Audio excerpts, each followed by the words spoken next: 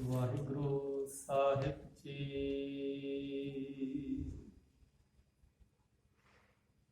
ਕਿਰਪਾ ਕਰਹੁ ਦੀਨ ਕੇ ਦਾਤੇ, ਮੇਰਾ ਗੁਣ ਅਵਗੁਣ ਨਾ ਵਿਚਾਰੋ ਕੋਈ। ਮਾਟੀ ਕਾ ਕਿਆ ਧੋਪੈ ਸੁਆਮੀ, ਮਾਨਸ ਕੀ ਗਤ ਏਹੀ। ਕਬੀਰ ਮੇਰਾ ਮੁਝ ਮੈਂ ਕਿਛ ਨਹੀਂ, ਜੋ ਕਿਛ ਹੈ ਸੋ ਤੇਰਾ।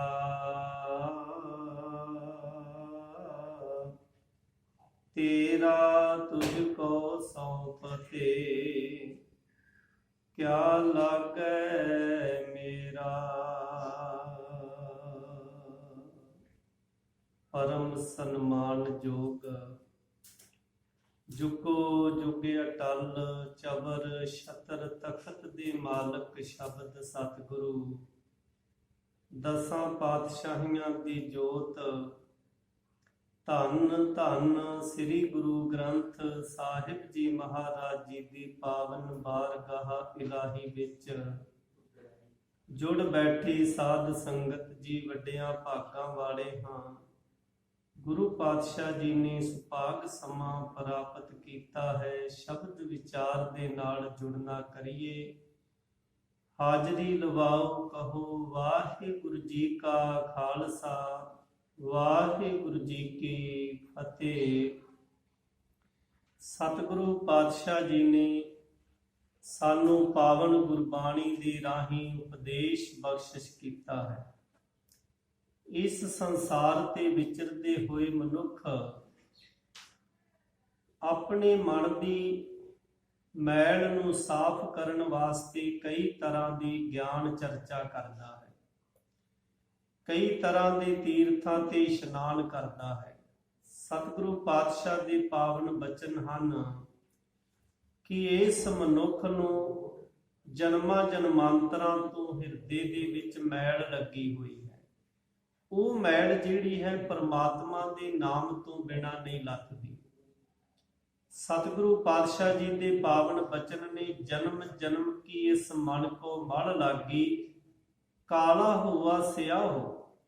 ਕਿ ਜਨਮਾਂ ਜਨਮਾਂਤਰਾਂ ਦੀ ਜਿਹੜੀ ਸਾਡੇ ਮਨ ਨੂੰ ਮੈਲ ਲੱਗੀ ਹੋਈ ਹੈ, ਉਹ ਸ਼ਾਹ ਕਾਲਾ ਹੋਇਆ ਤੇ ਇਸ ਮਨ ਨੂੰ ਸਾਫ਼ ਕਰਨ ਵਾਸਤੇ, ਮੋਕਸ਼ ਦੀ ਪ੍ਰਾਪਤੀ ਵਾਸਤੇ ਮਨੁੱਖ ਜਿਹੜਾ ਹੈ ਉਹ ਤਰ੍ਹਾਂ ਤਰ੍ਹਾਂ ਦੀਆਂ ਗਿਆਨ ਚਰਚਾ ਕਰਦਾ ਹੈ, ਗਿਆਨ ਦੀਆਂ ਗੱਲਾਂ ਕਰਦਾ ਹੈ ਔਰ ਤਰ੍ਹਾਂ ਤਰ੍ਹਾਂ ਦੇ ਤੀਰਥਾਂ ਤੇ ਇਸ਼ਨਾਨ ਕਰਦਾ ਹੈ। ਕਦੇ ਇਕਾਦਸ਼ੀ ਦੇ ਇਸ਼ਨਾਨ ਕਰਦਾ ਹੈ, ਕਦੇ ਅਮਾਵਸ ਦੇ ਇਸ਼ਨਾਨ ਕਰਦਾ ਹੈ, ਕਦੇ ਪੂਰਨਮਾਸ਼ੀ ਨੂੰ ਮੁੱਖ ਰੱਖ ਕੇ ਇਸ਼ਨਾਨ ਕਰਦਾ ਹੈ ਤੇ ਅਲੱਗ-ਅਲੱਗ ਧਾਰਮਿਕ ਤੀਰਥਾਂ ਦੇ ਉੱਤੇ ਜਾ ਕੇ ਇਸ਼ਨਾਨ ਕਰਦਾ ਹੈ।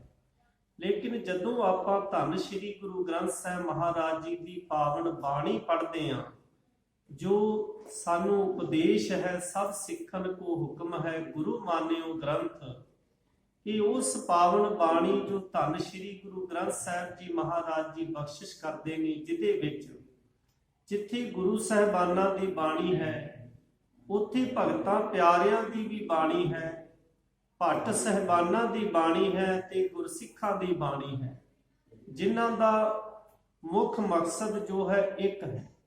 ਸਤਿਗੁਰੂ ਪਾਤਸ਼ਾਹ ਜੀ ਨੇ ਸਾਨੂੰ ਧੰਨ ਸ਼੍ਰੀ ਗੁਰੂ ਗ੍ਰੰਥ ਸਾਹਿਬ ਮਹਾਰਾਜ ਜੀ ਦੇ ਲੜ ਲਾਇਆ ਹੈ। ਤੇ ਜਦੋਂ ਆਪਾਂ ਇਸ ਬਾਣੀ ਨੂੰ ਵਿਚਾਰਦੇ ਹਾਂ ਤੇ ਪਾਵਨ ਬਾਣੀ ਹੈ ਭਗਤ ਕਬੀਰ ਜੀ, ਉਹਨਾਂ ਦੇ ਮੁਖਾਰ ਬਿੰਦ ਤੋਂ ਉਚਾਰਨ ਕੀਤੀ ਹੋਈ ਬਾਣੀ ਹੈ। ਹੁਣ ਭਗਤ ਕਬੀਰ ਜੀ ਕਹਿੰਦੀ, ਇਨਸਾਨ ਜਿਹੜਾ ਹੈ ਉਹ ਪਾਪ ਕਰਦਾ ਹੈ, ਉਹਦੇ ਮਨ ਨੂੰ ਮੈਲ ਲੱਗਦੀ ਹੈ ਤੇ ਤੀਰਥਾਂ ਤੇ ਜਾ ਕੇ ਇਸ਼ਨਾਨ ਕਰਕੇ ਵਿਸ਼ੇ ਵਿਕਾਰਾਂ ਦੇ ਵਸ ਵਿੱਚ ਇਸ਼ਨਾਨ ਜਾ ਕੇ ਪਾਪ ਕਰਕੇ ਫਿਰ ਤੀਰਥਾਂ ਤੇ ਜਾ ਕੇ ਇਸ਼ਨਾਨ ਕਰਦਾ ਤੇ ਕਹਿੰਦਾ ਮੇਰੇ ਪਾਪ ਲੱਥ ਗਏ ਨੇ। ਗੁਰੂ ਪਾਤਸ਼ਾਹ ਜੀ ਦੇ ਪਾਵਨ ਬਚਨ ਨੇ, पाप करे पंचा के बस रे, तीरथ नाए कहे सब उतरे, ਕਹਿੰਦੇ ਪੰਜਾਂ ਵਿਸ਼ੇ ਵਿਕਾਰਾਂ ਦੇ ਵਸ ਵਿੱਚ ਹੋ ਕੇ ਮਨੁੱਖ ਪਾਪ ਕਰਦਾ ਹੈ ਤੇ ਤੀਰਥ ਤੇ ਜਾ ਕੇ ਇਸ਼ਨਾਨ ਕਰਕੇ ਟੁੱਬੀ ਮਾਰ ਕੇ ਗੱਲ ਕਹਿੰਦਾ ਮੇਰੇ ਪਾਪ ਉਤਰ ਗਏ ਨੇ। ਤੇ ਫਿਰ ਕੀ ਕਰਦਾ ਹੈ, ਜੇ ਤੇ ਇੰਨਾ ਕਰ ਲਵੇ ਕਿ ਤੀਰਥ ਇਸ਼ਨਾਨ ਕਰ ਲਿਆ, ਹੁਣ ਪ੍ਰਣ ਕਰ ਲਵੇ ਕਿ ਅੱਜ ਤੋਂ ਬਾਅਦ ਮੈਂ ਪਾਪ ਨਹੀਂ ਕਰਨਾ, ਪਰ ਨਹੀਂ, ਇਸ਼ਨਾਨ ਕਰਕੇ ਵਾਪਸ ਆ ਕੇ ਬਹੁਰ ਕਮਾਵੇਂ ਹੋਏ ਨਿਸੰਕ, ਜੰਪੁਰ ਬਾਂਧ ਖਰੇ ਕਾਲੰਕ। ਕਹਿੰਦੀ ਦੁਬਾਰਾ ਆ ਕੇ ਫੇਰ ਪਾਪ ਕਰਦਾ ਤੇ ਫੇਰ ਤੀਰਥਾਂ ਤੇ ਇਸ਼ਨਾਨ ਕਰਦਾ ਕਿ ਮੇਰੇ ਫੇਰ ਲੱਥ ਗਏ ਨੇ, ਫੇਰ ਆ ਕੇ ਇਸੇ ਤਰ੍ਹਾਂ ਹੀ ਉਹ ਚੱਲਦਾ ਰਹਿੰਦਾ ਤੇ ਅੰਤ ਨੂੰ ਜੰਪੁਰੀ ਦੇ ਵਿੱਚ ਐਸੇ ਮਨੁੱਖ ਨੂੰ ਕਲੰਕੀ ਕਰਕੇ ਲਿਜਾਇਆ ਜਾਂਦਾ ਹੈ। ਹੁਣ ਭਗਤ ਕਬੀਰ ਜੀ ਦਾ ਜੋ ਪਾਵਨ ਸ਼ਬਦ ਹੈ ਉਹ ਕਹਿੰਦੇ ਹਿਰਦੈ ਕਪਟ ਮੁਖ ਗਿਆਨੀ, ਝੂਠੇ ਕਹਾ ਬਿਲੋਵਸ ਪਾਨੀ। ਕਹਿੰਦੇ ਹਿਰਦੇ ਦੇ ਵਿੱਚ ਕਪਟ, ਕਪਟ ਕਹਿੰਦੇ ਧੋਖਾ, ਹਿਰਦੇ ਦੇ ਵਿੱਚ ਧੋਖਾ ਹੈ, ਛਲ ਹੈ, ਕਪਟ ਹੈ ਤੇ ਮੁਖ ਤੋਂ ਗਿਆਨ ਦੀਆਂ ਗੱਲਾਂ ਕਰਦਾ ਹੈ, ਮੁਖ ਤੋਂ ਬੜੀਆਂ ਧਾਰਮਿਕ ਗੱਲਾਂ ਕਰਦਾ ਹੈ, ਗਿਆਨ ਦੀਆਂ ਗੱਲਾਂ ਕਰਦਾ ਹੈ, ਗਿਆਨ ਦੀ ਚਰਚਾ ਕਰਦਾ, ਹਰ ਇੱਕ ਕਿਸੇ ਦੇ ਨਾਲ ਬਹਿਸਦਾ ਹੈ, ਹਰ ਇੱਕ ਦੇ ਨਾਲ ਬਹਿਸਬਾਜ਼ੀ ਕਰਦਾ ਹੈ, ਗਿਆਨ ਧਰਮ ਦੇ ਨਾਂ ਤੇ ਲੜਦਾ ਹੈ, ਗਿਆਨ ਦੀਆਂ ਗੱਲਾਂ ਕਰਦਾ ਹੈ, ਲੇਕਿਨ ਅੰਦਰ ਧੋਖਾ ਭਰਿਆ ਹੋਇਆ ਹੈ, ਅੰਦਰ ਕਪਟ ਹੈ, ਛਲ ਹੈ।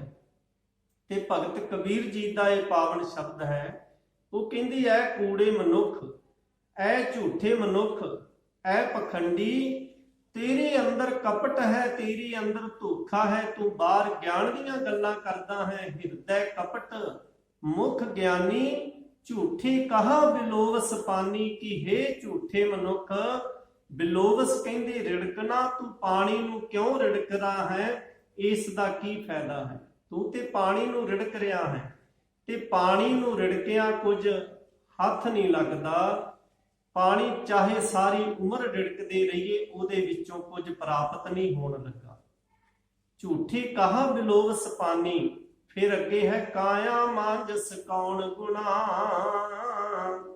ਕਹਿੰਦੇ ਤੂੰ ਕਾਇਆ ਕਹਿੰਦੇ ਸਰੀਰ ਨੂੰ, ਮਾਂਜਸ ਕਹਿੰਦੇ ਮਾਂਜਣਾ, ਸਾਫ਼ ਕਰਨਾ, ਕਹਿੰਦੇ ਤੇਰਾ ਸਰੀਰ ਨੂੰ ਮਾਂਜਣਾ, ਸਾਫ਼ ਕਰਨਾ ਕਿਸ ਗੁਣ, ਭਾਵ ਇਹਦਾ ਕੀ ਲਾਭ ਜੇ ਤੂੰ ਤੀਰਥਾਂ ਤੇ ਜਾ ਜਾ ਕੇ ਆਪਣੇ ਸਰੀਰ ਨੂੰ ਮਲ ਮਲ ਕੇ ਸਾਫ਼ ਕਰਦਾ ਹੈ ਤੇ ਗਿਣਤੀ ਕਰਦਾ ਹੈ ਕਿ ਮੈਂ ਇੰਨੇ ਤੀਰਥਾਂ ਤੇ ਇਸ਼ਨਾਨ ਕਰ ਲਿਆ, ਇੰਨੀਆਂ ਅਮਾਵਸ ਦੇ ਇਸ਼ਨਾਨ ਕਰ ਲੈ, ਇੰਨੇ ਪੂਰਨਮਾਸ਼ੀ ਤੇ ਇਸ਼ਨਾਨ ਕਰ ਲੈ, ਇੰਨੇ ਇਕਾਦਸ਼ੀ ਦੇ ਜਾਂ ਦੁਆਦਸ਼ੀ ਦੇ ਵਰਤ ਰੱਖ ਕੇ ਇਸ਼ਨਾਨ ਕਰ ਲੈ।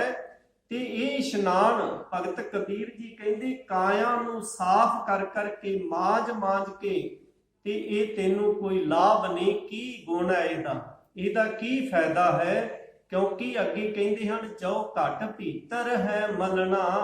ਕਹਿੰਦੇ ਜੇ ਤੇਰੇ ਅੰਦਰ ਮਲਣਾ, ਕਹਿੰਦੇ ਮੈਲ ਨੂੰ, ਘਟ ਕਹਿੰਦੇ ਹਿਰਦੇ ਨੂੰ, ਕਹਿੰਦੇ ਤੇਰੇ ਅੰਦਰ ਮੈਲ ਹੈ, ਤੇਰੇ ਹਿਰਦੇ ਵਿੱਚ ਛਲ ਕਪਟ ਧੋਖੇ ਬੇਈਮਾਨੀ ਈਰਖਾ ਭਰੀ ਹੋਈ ਹੈ, ਇਹ ਮੈਲ ਤੇਰੇ ਅੰਦਰ ਹੈ। ਜੋ ਘਟ ਭੀਤਰ ਹੈ ਮਲਣਾ, ਤੇ ਫਿਰ ਤੇਰੀ ਬਾਹਰੋਂ ਕਾਇਆ ਨੂੰ ਸਵਾਰਨਾ, ਕਾਇਆ ਨੂੰ ਮਾਂਜ ਮਾਂਜ ਕੇ ਤੀਰਥਾਂ ਤੇ ਇਸ਼ਨਾਨ ਕਰਾਉਣੇ, ਇਹ ਤੇਰੇ ਕਿਹੜੇ ਕੰਮ, ਇਹਨਾਂ ਦਾ ਕੀ ਗੁਣ ਹੈ, ਕੀ ਲਾਭ ਹੈ, ਭਾਵ ਕੋਈ ਲਾਭ ਨਹੀਂ। ਤੇ ਫਿਰ ਅੱਗੇ ਉਦਾਹਰਣ ਦਿੰਦੇ ਨੇ ਭਗਤ ਕਬੀਰ ਜੀ, ਕਹਿੰਦੇ ਨੇ ਲੌਕੀ 68 ਤੀਰਥ ਨਾਈ, ਕੌਰਾ ਪਨ ਤਉ ਨ ਜਾਈ। ਕਹਿੰਦੇ ਜਿਹੜੀ ਲੌਕੀ ਹੈ ਨਾ, ਲੌਕੀ ਦੇ ਅਰਥ ਵਿਦਵਾਨਾਂ ਨੇ ਕੀਤੇ ਨੇ ਤੁੰਮੀ, ਤੁੰਬੀ ਵੀ ਜਿਹਨੂੰ ਕਿਹਾ ਜਾਂਦਾ ਹੈ, ਉਹ ਇੱਕ ਤੁੰਬੀ ਜਾਂ ਤੁੰਬਾ, ਉਹ ਇਤਨਾ ਕੌੜਾ ਹੁੰਦਾ ਹੈ, ਵੇਖਣ ਨੂੰ ਲੌਕੀ ਵਰਗਾ ਲੱਗਦਾ ਹੈ, ਤੇ ਕਹਿੰਦੇ ਉਹਦੇ ਅੰਦਰ ਇੰਨੀ ਕੁੜੱਤਣ ਹੁੰਦੀ ਹੈ ਕਿ ਉਹ ਕਦੇ ਕੁੜੱਤਣ ਖਤਮ ਨਹੀਂ ਹੁੰਦੀ। ਕਹਿੰਦੇ ਉਸ ਤੁੰਬੀ ਨੂੰ ਜੇ 68 ਤੀਰਥਾਂ ਦੇ ਇਸ਼ਨਾਨ ਕਰਵਾਏ ਜਾਣ, ਜਿੰਨੀ ਵਾਰ ਮਰਜ਼ੀ ਉਸ ਨੂੰ ਪਾਣੀ ਦੇ ਨਾਲ ਨਵਾਇਆ ਜਾਵੇ, ਪਰ ਉਹਦੀ ਕੁੜੱਤਣ ਜਿਹੜੀ ਹੈ ਕਦੇ ਖਤਮ ਨਹੀਂ ਹੁੰਦੀ। ਲੌਕੀ 68 ਤੀਰਥ ਨਾਈ, ਕੌਰਾਪਨ ਤਉ ਨ ਜਾਈ। ਕਹਿੰਦੀ ਉਹਦਾ ਕੌੜਾਪਨ ਜਿਹੜਾ ਹੈ, ਕੁੜੱਤਣ ਜਿਹੜੀ ਹੈ, ਉਹ ਕਦੇ ਖਤਮ ਨਹੀਂ ਹੁੰਦੀ, ਕਦੇ ਜਾਂਦੀ ਨਹੀਂ। ਠੀਕ ਇਸੇ ਤਰ੍ਹਾਂ ਜਿਹੜੇ ਮਨੁੱਖ ਅੰਦਰੋਂ ਕੁੜੱਤਣ ਭਰੀ ਹੋਈ ਹੈ, ਜਿਨ੍ਹਾਂ ਦੇ ਅੰਦਰ, ਜਿਨ੍ਹਾਂ ਦੇ ਅੰਦਰ ਮੈਲ ਭਰੀ ਹੋਈ ਹੈ, ਛਲ ਕਪਟ ਧੋਖੇ ਬੇਈਮਾਨੀ ਭਰੀ ਹੋਈ ਹੈ, ਉਹ ਮਨੁੱਖ ਬਾਹਰੋਂ ਗਿਆਨ ਦੀਆਂ ਗੱਲਾਂ ਕਰਦੇ ਨੇ, ਬਾਹਰੋਂ ਧਾਰਮਿਕ ਪਹਿਰਾਵੇ ਪਾਉਂਦੇ ਨੇ ਤੇ ਬਾਹਰੋਂ ਤੀਰਥਾਂ ਤੇ ਇਸ਼ਨਾਨ ਕਰ ਕਰਕੇ ਲੋਕਾਂ ਨੂੰ ਗੁੰਮਰਾਹ ਕਰਦੇ ਨੇ। ਸਤਿਗੁਰੂ ਪਾਤਸ਼ਾਹ ਜੀ ਕਹਿੰਦੇ ਨੇ ਭਾਈ ਇਸ ਤਰ੍ਹਾਂ ਤੇਰਾ ਜੀਵਨ ਸਫਲ ਨਹੀਂ ਹੋ ਸਕਦਾ। ਹੁਣ ਭਗਤ ਕਬੀਰ ਜੀ ਅੱਗੇ ਕੀ ਕਹਿੰਦੇ ਨੇ? ਕਹੇ ਕਬੀਰ ਵਿਚਾਰੀ ਭਵ ਸਾਗਰ ਤਾਰ ਮੁਰਾਰੀ।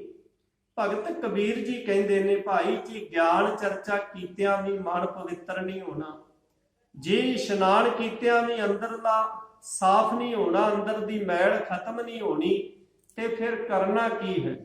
ਤੇ ਭਗਤ ਕਬੀਰ ਜੀ ਕਹਿੰਦੇ ਕਹੇ ਕਬੀਰ ਵਿਚਾਰੀ। ਬੜੀ ਸੋਚ ਸਮਝ ਕੇ ਵਿਚਾਰ ਕੇ ਭਗਤ ਕਬੀਰ ਜੀ ਕਹਿੰਦੇ ਨੇ ਕਹੇ ਕਬੀਰ। ਕਹਿ ਰਹੇ ਹਨ ਭਗਤ ਕਬੀਰ ਜੀ ਭਵ ਸਾਗਰ ਤਾਰ ਮੁਰਾਰੀ। ਭਵ ਕਹਿੰਦੇ ਡਰ ਨੂੰ, ਸਾਗਰ ਇਹ ਜੋ ਸੰਸਾਰ ਸਾਗਰ ਹੈ, ਇੱਥੇ ਡਰ ਲੱਗਦਾ ਹੈ।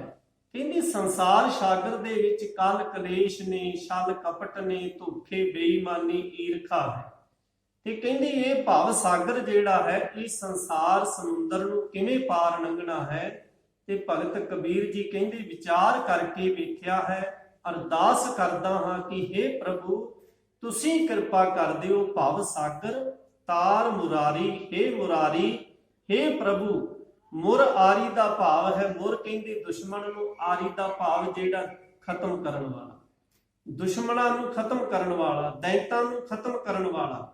ਕਹਿੰਦੇ ਮੁਰ ਦੈਂਤਾਂ ਨੂੰ ਖਤਮ ਕਰਨ ਵਾਲਾ, ਜਿਹੜਾ ਦੈਂਤਾਂ ਨੂੰ ਖਤਮ ਕਰਦਾ ਹੈ, ਦੁਸ਼ਮਣਾਂ ਨੂੰ ਖਤਮ ਕਰਦਾ ਹੈ। ਮੁਰਾਰੀ, हे ਪ੍ਰਭੂ ਤੇਰੇ ਅੱਗੇ ਅਰਦਾਸ ਬੇਨਤੀ ਹੈ ਕਿ ਤੁਸੀਂ ਆਪਣੇ ਨਾਮ ਦੀ ਦਾਤ ਬਖਸ਼ਿਸ਼ ਕਰੋ ਤੇ ਤੁਸੀਂ ਕਿਰਪਾ ਕਰ ਦਿਓ, ਤੁਸੀਂ ਭਵ ਸਾਗਰ ਤੋਂ ਤਾਰ ਲਓ, ਤੁਸੀਂ ਕਿਰਪਾ ਕਰਨੀ ਹੈ। ਨਾਮ ਦੀ ਦਾਤ ਤੋਂ ਬਿਨਾ, ਪਰਮਾਤਮਾ ਦੇ ਨਾਮ ਸਿਮਰਨ ਤੋਂ ਬਿਨਾ, ਫੋਕੀਆਂ ਗਿਆਨ ਦੀਆਂ ਗੱਲਾਂ ਕੀਤਿਆਂ, ਅੱਜ ਸੰਸਾਰ ਦੇ ਵਿੱਚ ਗਿਆਨ ਚਰਚਾ ਬਹੁਤ ਚੱਲ ਰਹੀ ਤੇ ਲੇਕਿਨ ਫੋਕੀਆਂ ਗਿਆਨ ਦੀਆਂ ਗੱਲਾਂ ਕੀਤਿਆਂ ਜਿੰਨਾ ਚਿਰ ਅੰਦਰ ਨਾਮ ਨਹੀਂ, ਜਿੰਨਾ ਚਿਰ ਪਰਮਾਤਮਾ ਦਾ ਅਸੀਂ ਨਾਮ ਨਹੀਂ ਜਪਦੇ, ਅੰਦਰੋਂ ਪ੍ਰੇਮ ਭਾਵਨਾ ਸ਼ਰਧਾ ਪੈਦਾ ਨਹੀਂ ਕਰਦੇ, ਤੇ ਫੋਕੀ ਧਾਰਮਿਕ ਕਰਮ ਕਾਂਡ ਕਰਨੇ, ਵਿਖਾਵੇ ਤੇ ਇਸ਼ਨਾਨ ਕਰਨੇ, ਫੋਕੀਆਂ ਗਿਆਨ ਦੀਆਂ ਗੱਲਾਂ ਕਰਨੀਆਂ, ਇਹ ਸਭ ਇਸ ਤਰ੍ਹਾਂ ਨੇ ਜਿਵੇਂ ਅਸੀਂ ਪਾਣੀ ਰਿੜਕ ਰਹੇ ਹਾਂ ਤੇ ਪਾਣੀ ਨੂੰ ਰਿੜਕਦਿਆਂ ਸਾਨੂੰ ਕੁਝ ਹੱਥ ਨਹੀਂ ਲੱਗਣਾ।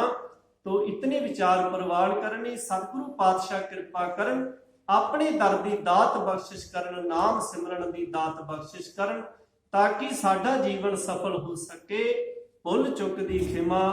ਵਾਹਿਗੁਰੂ ਜੀ ਕਾ ਖਾਲਸਾ, ਵਾਹਿਗੁਰੂ ਜੀ ਕੀ ਫਤਿਹ।